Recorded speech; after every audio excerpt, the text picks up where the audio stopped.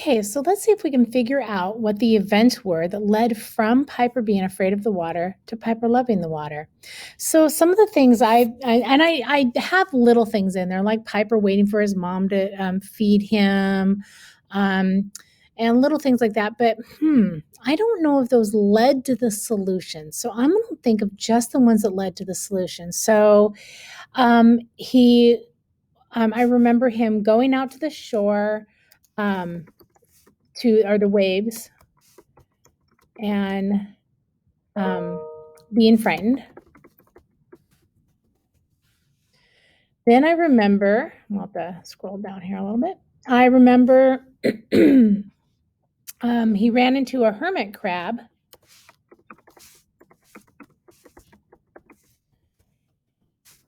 that it kind of partially buried itself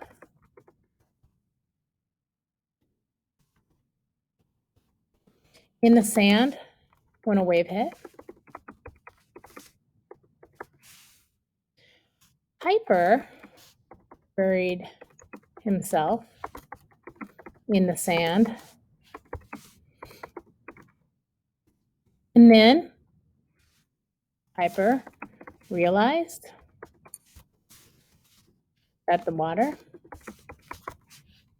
or the waves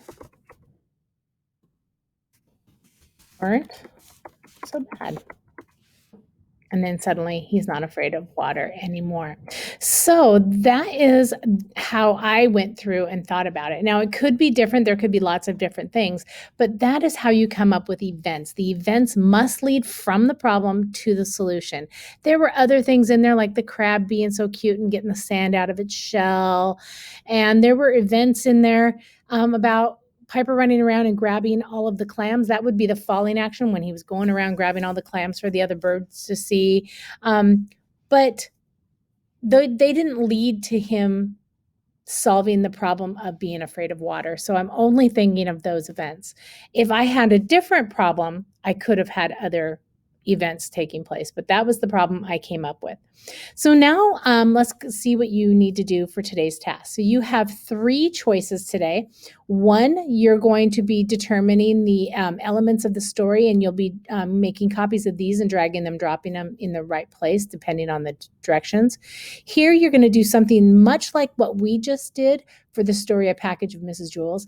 And here, this is also very similar to what we just did. You're just not naming the characters in the setting or the problem and solution, but the problem is probably going to be listed in first, and in the end, it's probably going to have the solution, and then your next then after that is going to be your events that took place between. So you have these 3 choices to do today, and after you're done with that, make sure you go back and answer your target question, and then you are all done with reading for today. Don't forget to go over and do math, and I will see you guys later.